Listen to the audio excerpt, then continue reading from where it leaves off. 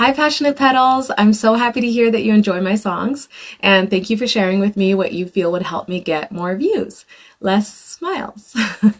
The thing is, I was quite literally thrust into this world, just happy to be here. Look at any old baby pics, hear any stories from my mom or anyone that knows me really well, and I'm just a smiley person. Those smiles make it into my music because creating music is quite literally my most favorite thing to do in this entire world. And the topics that I'm singing about just bring me so much joy. And so that's where all the smiles come from. The song you're referencing, I actually didn't feel like that was a sad song. I had just come off of doing my vision board and unpacking my new 2023 goal planner and reviewing my mission statement. And I was just so excited about the year to come that I was inspired to hop online, sing a song, and invite others to join me in that joy, to be reflective, to be inspired, to tell me about what they're leaving behind this year, what they're welcoming in, and just revel in that auspicious, joyful New Year energy. So although you will find some songs on my page that are a little less smiley,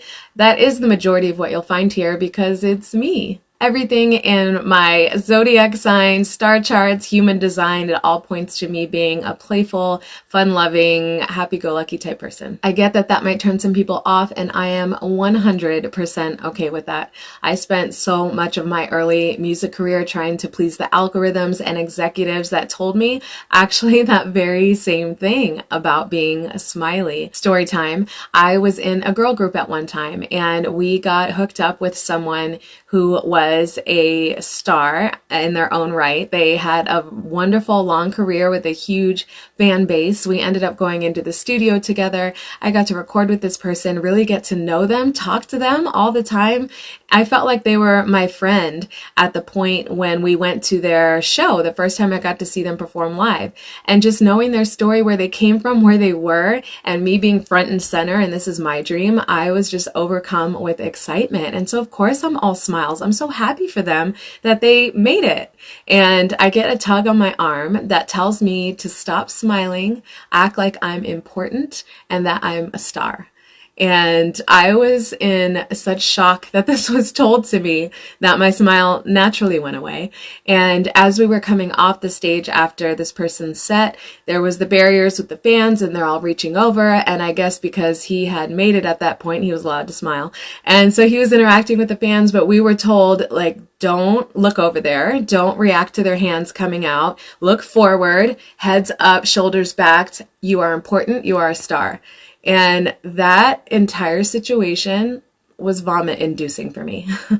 Not literally. I just found it so icky. And I dealt with so much of that early on in my career that I was so jaded by the industry. I ended up dropping out of it and doing something completely different. I was a web developer for like 9 years.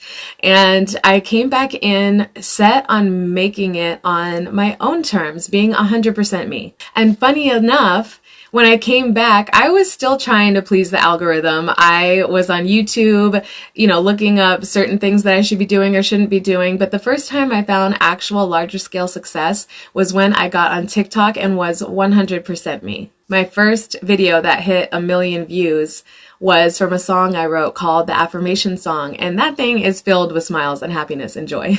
That moment was so special for me because it was confirmation for me that I can be myself and find success. So long story short, I'm much more interested in a smaller community that loves me for me than being loved by millions because they love this curated persona that I put on. So thank you for trying to help. I get where you're coming from. It's a good place, but I am okay with the consequences of my smile.